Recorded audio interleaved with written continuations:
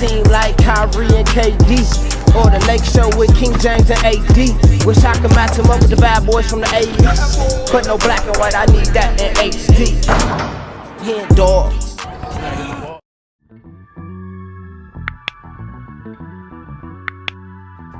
Yo, what's good, y'all? It's your boy HenDawg, and we back to it. You know how we do it. Why You Never Poke Larry Bird, a trash talk story told by NBA legends. Bird gang, Bird gang, Bird gang. Shout out to the Bird gang, man. Got a good video for y'all today, and it's actually pretty long. This is a 20 minutes long video, so go ahead and grab your popcorn, your Skittles, your favorite snack, preferably some fruits or vegetables or something like something good. But it's gonna be a long one here. But before we get into it, make sure y'all subscribe to the channel. We are on the way to 10K. So you right there that's watching, if you're not subscribed to the channel, man, go ahead and hit that button real quick. Go hit that button and then get back to the rest of the video. Go ahead and like this video if you like it. And go ahead and write something in the comments. Let me know your favorite Larry Bird story. You got so many stories out here. This is probably like my 100th Larry Bird video that I've reacted to, and I'm still seeing different stories that I've never seen before. So let's get into this one. Hopefully this is a really good one. Shout out to Nick Smith for the video. So let's get into it. We got Why You Never Poke. Oh, y'all see my shirt too. I see the shirt. Even though hopefully the Boston Celtics don't get eliminated tonight, we will know by the time this video come out probably, because I won't post it today. But the Celtics play tonight. They're down 3-0. Good luck to them. I got a mutual respect for the Boston Celtics because of Larry Bird. So good luck to them. Hopefully they don't get swept, but we never know with Jimmy Butler. But let's just get to this one. We back in the 80s. I don't know why I'm talking about 2023. This is 80s Boston Celtics. But Why You Never Poke Larry Bird, a trash talk story told by NBA legends. Let's get it. You guys absolutely love the Larry Bird trash talk stories, and this one is one of the greatest and funniest trash talking moments of all time. Now, a few months ago I posted a Larry Bird video that did quite well on this channel, and it featured Dominique and the Atlanta Hawks, but this video is separate to that, and this trash talking moment happened a few years later. This is the time that Larry Bird went in on Spud Webb, Dominique Wilkins, Doc Rivers, and the whole Atlanta Hawks team, and it is hilarious. Larry Bird is one of the greatest players of all time, but he's arguably the greatest trash talker of all time as well, and this video proves that. So if you do enjoy videos just like this one, I'd really appreciate if you guys could hit that like button. If you do enjoy it by the end of the video, subscribe if you are new for videos just like this one. Subscribe to my channel. Full credit to all the podcast interviews and clips used in this video. They are on the screen right now, so be sure to check them out in their entireties. I don't want to keep you guys waiting, so this is the reason why you don't trash talk Larry Listen Bird. to his credits. I feel it. I feel it. What is this? APA? Ain't that what it's called? And what Larry Bird have against the Atlanta Hawks? First he scored 60 on them, falling into their trainers and doing all this, and this is a whole, they say this is like years later, and it's against the Hawks again? What do you have against the Hawks, man? You guys played the Celtics Big Three in the playoffs, 88. What were those matchups like? They're brutal. We were trying to go at each other's throat. It was unbelievable. I mean, Game 7. Game 7 of the 1988 Eastern Conference semifinals for Dominique Wilkins and the Hawks and Larry Bird and the Celtics. It was a time to test their championship resolve. For 3 quarters, the teams fought to a standstill. But it was only a prelude to what was to come. As the final quarter began, a grueling personal contest of can you top this was about to begin. Bird gang! Okay, Dominique. Okay. So Dominique was more than a dunker then, y'all. You know, I just know Dominique for his crazy windmills in the All-Star game and the dunk contest against Michael Jordan, and, you know, just dunking on people real bad, but he had a little bit more to his game. Let me know. Let me find out. 2 men who brought out the best in each other.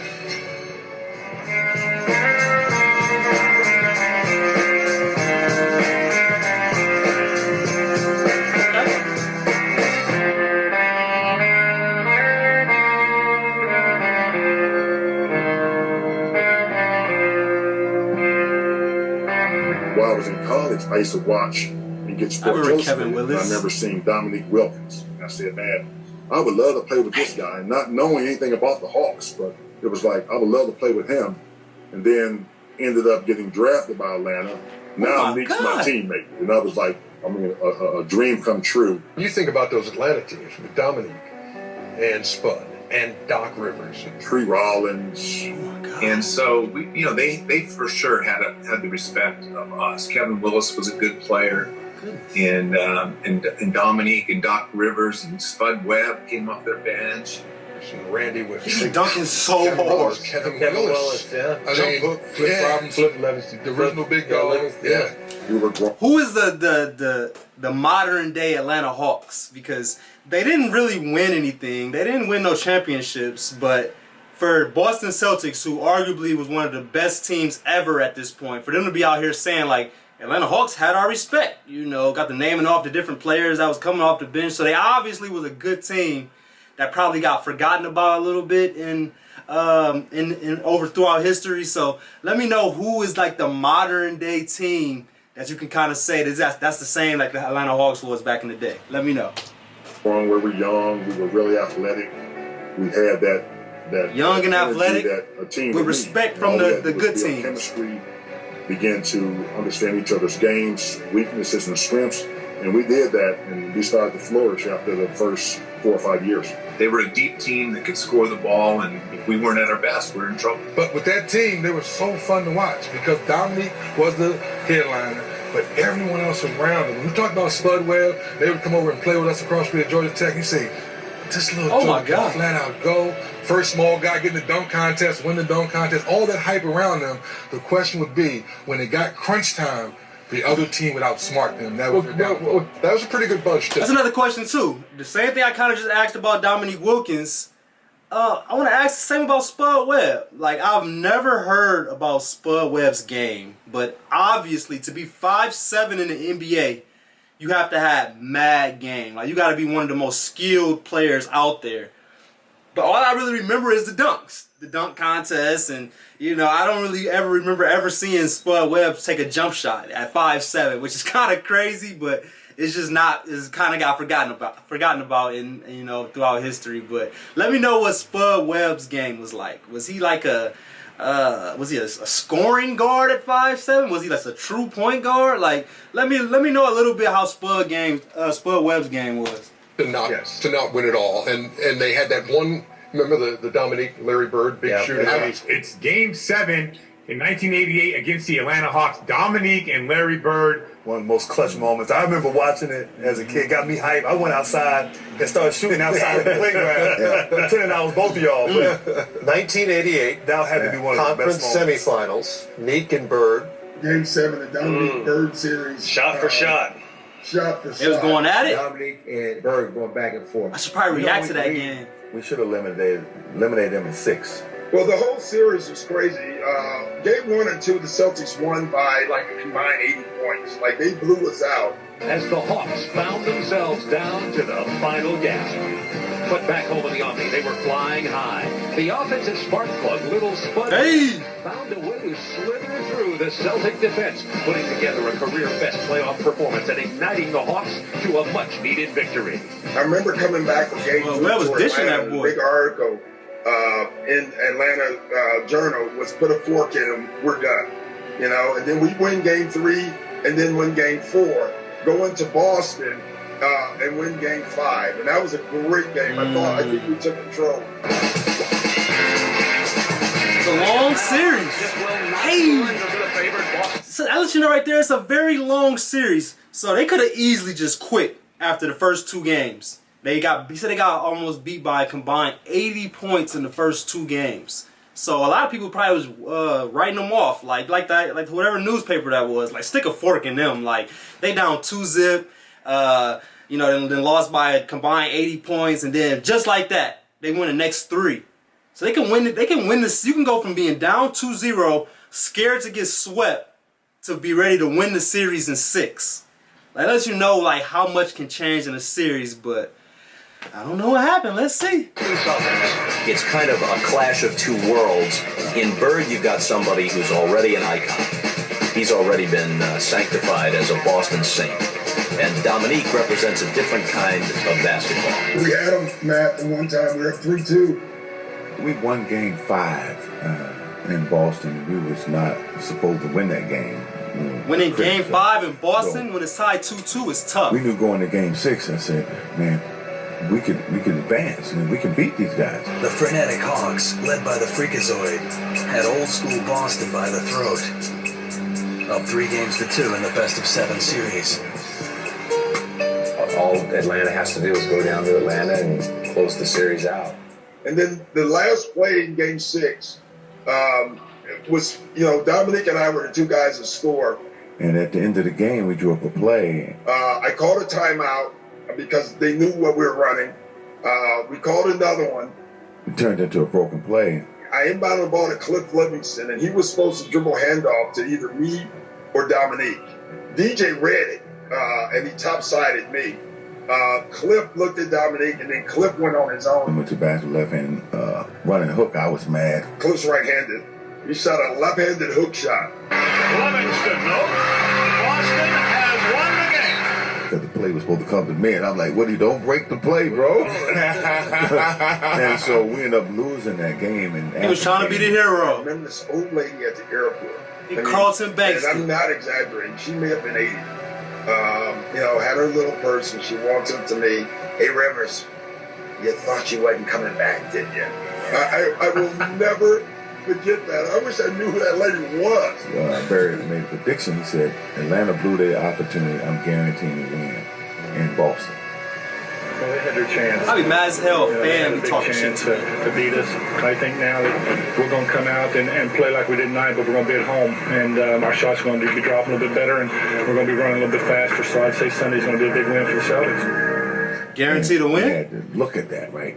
I guarantee a win. Atlanta blew their opportunity. And I'm like, hey, I don't know what Bird talking about. We have a great opportunity. We going in there. We going to kick their butt. We coming to win. I don't care what he said. I've seen that video a lot. And we walk out of the locker room, and I stopped. I said, we going to win this bleep game. I said, if you ain't ready to fight, you ain't ready to go to war. If you guys ain't ready to fight, you ain't ready to go to war, don't even come to the court. Don't come out here. So whoever guarding me tonight going to have a long night. Unfortunately, Bird was saying the same thing in the other locker room. He done told this story a couple times. They didn't put us together. And set up for one of the greatest shootouts ever in the 7th game. And I remember Larry Bird, he passed by our locker room. He's like, there's nobody in here who can guard me. But he was just playing, though. Yeah, because he was friends. I remember before this big game against Dominique that Larry was out shooting, and I was out shooting early at one end of the court. Larry was down at the other end, and I noticed that Larry was down there like shooting left-handed jump hooks from like 12, 15 feet. Now, he made left-handed shots, but I saw him shooting right-handed jump hooks from 12 or 15 feet. And I went down there and go like, what are you doing? He goes, my Achilles tendons are killing me. My step back it won't work tonight. I need that jump hook. Wow. And he made something that game. I mean, it's just unbelievable. That just tells you his confidence and tells you what kind of a player he was, just to have a game plan of what shots he was going to make that night. So it set up for that's legendary, y'all. 7th game. Despite Bird's brash words, the Hawks seemed unintimidated. And it would quickly become apparent that if Larry was to make good on his prediction, he would have to contend with a high-flying Dominique Wilkins, who would simply play the game of his life. Game 7? We came into Game 7 with the right. All right, before we get into Game 7, let's have a posture check.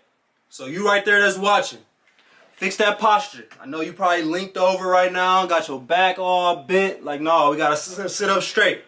Can't be watching these videos, messing our backs up. So get that back straight, man. Mindset. Crack it. Believing that we would have a chance to win Game 7. It was one of those Sundays in the Boston Garden, hot, crowd crazy. They expected they were going to win. I don't think they expected to have a tussle like they had in that game. Game 7 would go down as one of the greatest games in NBA history. Somebody send me that link. I want to react to this game. He's an unstoppable player. No guy could guard him in the league man for man. You could see his competitiveness. Or maybe this is the reaction right here. In that Game 7. Okay, Dominique. He said I'm more than a dunker. Shout out to Chris Staples. One player on the floor who could match his will. Tough. Bird is open. Do they want him to take that shot? With 6 points. On the drive.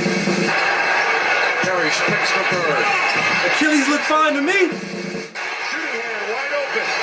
Bird with a very difficult angle. Man, we haven't seen those step backs. I remember he only had 12 points going to the fourth quarter. I remember coming down the floor, and I remember myself, Larry Bird, and Kevin Willis. I really believe this. The reason why Larry Bird got so hot in that game, in that fourth quarter, Kevin Willis and I and Bird was running down the court, and we were running down the court, and Kevin reached across me, put his hands, and puts his finger in Larry Bird's chest, said, don't let this so-and-so score any more tonight. Kevin Willis came on and said, Nick, don't let him score tonight. And Bird standing around. The next time I'm looking at Kevin. Like, why would you do that? What you doing? What are you doing? You know, his Bird's eyes got like this big. You don't want to awaken a sleeper. That's how you know these stories are 100% legit. That looked like that was from 10, 15 years ago. The other one like it was yesterday. Like, all these different Dominique Wilkins interviews from years ago, he's saying the exact same thing. Like, he remembered this day vividly. So this is legendary shit, y'all. We gotta tune in. He got 12 points. Boy, don't wake him up. He only got 12. Don't wake him up. Leave him sleep. Let him stay asleep. Yes. What you doing? Do you wake up a sleeping giant? And his eyes got that big. You know, it's like his eyes got this big. Look at him. I looked at him, what are you doing? And from that point, it was a shooting match. That fourth quarter was unbelievable. Wilkins on the corner. That's running the offense. Bird is open. Do they want him to take that shot? 3-on-1. Larry was torturing him. Dominique was torturing me on when he had the ball. The left. That's what he was working on. That fourth quarter, maybe the best fourth quarter as far as mano-mano of all time. Bird gets it in low on the turnaround. Kevin Willis then woke him up. Wilkins responds. I got to come down there offensively. I got to carry the load, and I got to keep us going. Bird's turn. And I remember sitting down White Mamba? in the fourth quarter, and I'm watching the game. And I remember they took me out for a blow, and Kevin and Cliff Livingston came in the game, and he got hot. And I remember Coach said, all right, Nick, go in there and slow him down. I said, slow him down. He hot now. Forget Too late for that. That's the only thing I can do is try to match him bucket for bucket. That's what turned out one of the greatest fourth quarters ever. So we're playing, and the ball goes up. You know how you clear space, you get that rebound every day. You're not even worried about it. Because I push it, and I go up to get it, and all of a sudden, man, there's just a force all over my shoulder. He grabs it, he dunks it. Oh, you know, my short God. shorts, they were right here. I tell you right now. I mean, he threw that thing down, and I was like, oh my, and Larry has the classic line. Larry goes, shoot, better box that guy out, huh, Kev? I said, yeah, I suggest you put a body on him. That was one of the craziest things ever. I'd never seen a guy that high in my life. He just threw it down. Short shorts right here, huh, kid? Right here, baby. That was not, I still have nightmares about that, Smitty. Obviously. You had 47 in that game. Larry Bird had 34, but 20 of those. 47? But like I said, I think he ended with 34 for the game. And the duel continues. I don't think it was so much edge they had. I just thought it was a player that they had, and that was Larry Bird. That's deep. Who basically put the team on his shoulders in that fourth quarter. The Celtics are ahead of it. This is a side story, and I'm not going to talk too long so we can get back to the video, but this is why I feel like Larry Bird is better than LeBron James. And I love LeBron James. I know this video is not about him, but just thinking about the game from last night when we just got swept. Yes, I'm a Laker fan. We just got swept, and LeBron just couldn't come through in the clutch. Yes, he's 38. Yes, he's, he had a tremendous first quarter. He had like 20 points in the first quarter, so his respect is there. But it's just the crunch time moments, like you need your superstar to come in the clutch. You need him to win this game. Larry Bird used to come through. Michael Jordan used to come through. Kobe came through. LeBron came through a couple times, don't get me wrong, but just like, I feel like he don't come through enough. He be looking to pass. Yesterday, he took some crazy shots. Like, I just feel like it's just some few people that's better than LeBron. And shout out to LeBron, man. Shout out to him. I know this video, like I said, is not about him, but I just had to throw that in there, man. Shout out to the Bird. Shout out to the Bird gang. Atlanta Hawks, 84-82, will return to the Garden. Make it easier for him to back to the 80s, my fault. I don't be wanting to bring in 2023. There go that shot. The shot he was working on before the game.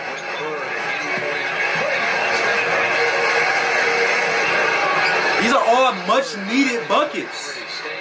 No. He didn't make that. Dominique hits a three. Dominique out there hitting threes, all types of Wilkins tags it for Atlanta. You know, Dominique was pretty much the whole game. Larry, the fourth quarter. The fourth quarter. When it mattered. Kind of then, carried their team. That's what made them so great.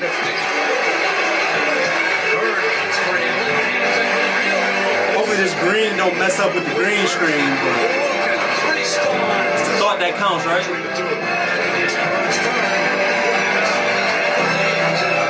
going crazy.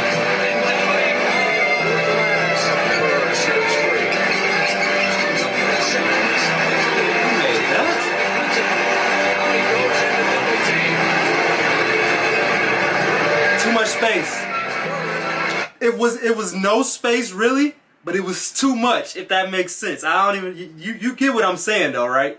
It was really no space, but it was too much space. Like you gotta be so far up on Larry Bird to where he can't even get the shot off if he wants to.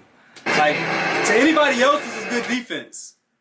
But to Larry Bird, that's not good defense. That's too much space. If he can see the rim, it's too much space. That's tough.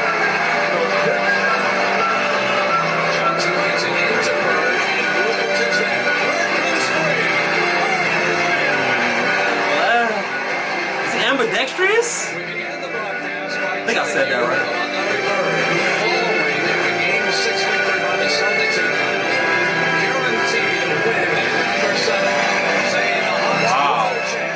Should that be the thumbnail? Is that the thumbnail right there? Get off me. Why you stop? Dominique was probably tired. He has hit his last 6 field goals, and as far as Larry Bird is concerned, it's Detroit. Here we come. You know, get the ball to Larry and let him make the read, because if they come double, he's going to make the right play. And the game wasn't that complicated for him, and he made some tough shots. Like I said, some left-handed running hooks. And, you know, and again, he wasn't feeling great at that time of the year, at that moment. And nobody's feeling great. To watch him just gut it out and just to will his body to even finish that game, let alone score 20 in the fourth quarter of a Game 7 is legendary. Legendary. Larry Bird that night was, listen, he was unbelievable, and he was so clutch. Nick was just as clutch that night. It's just that Larry in the fourth quarter was unstoppable. So clutch is not just the final 3 or 4 seconds of the game. And the thing is, we were sending everybody at him to slow him down. He was so hot that I think one of the shots he hit was a left-handed three. No. That's when you know a guy is in the zone. I ain't see that highlight. I ain't see the left-handed three highlight. Lead changes. The Celtics once were up by 7. Dominique hits a three. Because they knew he was going to get the ball. It's like Robert Parrish always said, 40,000 eyes on Larry Bird because they knew he was going to get the ball. And we knew it, our opponents knew it. Talking in third person? Stop it. Too much space. The Boston Celtics will win this series. Man, he was doing a little bit of everything. I don't know really what he was doing in that fourth quarter, but the stuff that he was doing, it was unbelievable, man. I mean, he was throwing left-hand shots, running hooks. His game was at another level. We was trying to match each other's will. 20 of his 34 in the fourth quarter. Dominique had... Yeah, Larry Bird hit more clutch shots. Steven Jackson got weak. You know, in pressure situations than any player. I told you about each and every one, right? You talked about Larry Bird saying someone's got to lose this game. When did he say that to you? Early in the fourth or late in the fourth? No, it was late in the fourth quarter. He said that to Dominique? It was probably like, I don't know, 30, 40 seconds to go in the game. I think it was a timeout, or we were taking the ball out of the bounds. I can't remember what it was, but I remember him saying that. And he said, you know, we both deserve to win, but somebody got to go home. Somebody got to go home. That's deep. Man, to his credit, man, he took the Celtics and put them on his back. And he would call the spot. Yeah. You know, but he never called the spot against me. That's got the best respect. When I tell people Larry Bird talk trash. Yes, he'll let you know. He'll let you know every time. But it ain't the trash. It wasn't the trash word with the meaning. You know, it's like, I'm going to shoot left-handed this time. Right.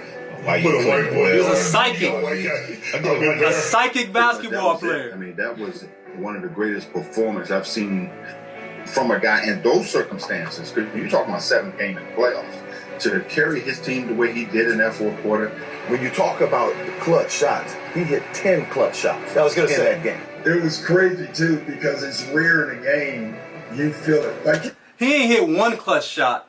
They said he hit 10 clutch shots. Just imagine in one game hitting 10 clutch shots. Like I wish I was there, man. I wish I was in the what is it, the TD Garden?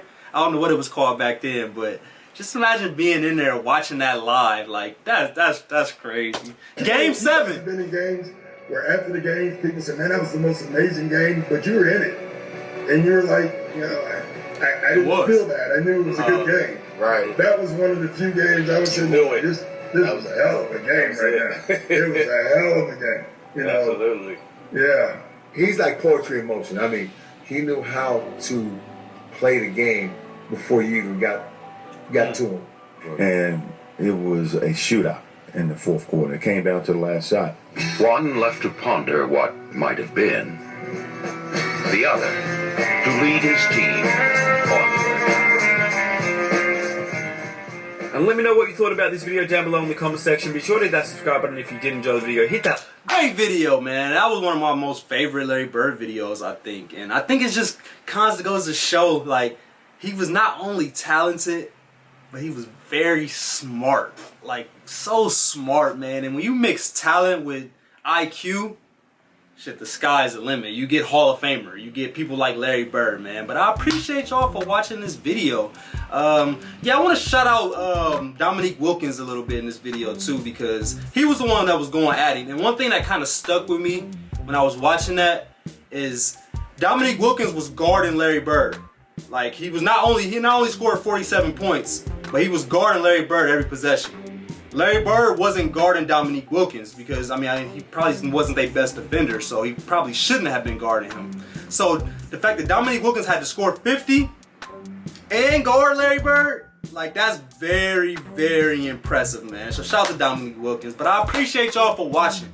Make sure y'all subscribe to the channel if y'all haven't already. Once I get to 10K subscribers, I will be giving away 5 of these Boston shirts to some of the Bird gang. Y'all been like some of my most loyal subscribers, showing the most love, so I really appreciate y'all. So for getting my 10K, I will be giving out 5 of these shirts to like 5 of my most loyal subscribers, people that show the most love, that rock with me the heaviest. So shout out to y'all. Go ahead and like this video if you like it, and go ahead and write something in the comments. Give me some other videos to react to from Larry Bird. I know they out there, so put them in the comments. But I appreciate y'all like always.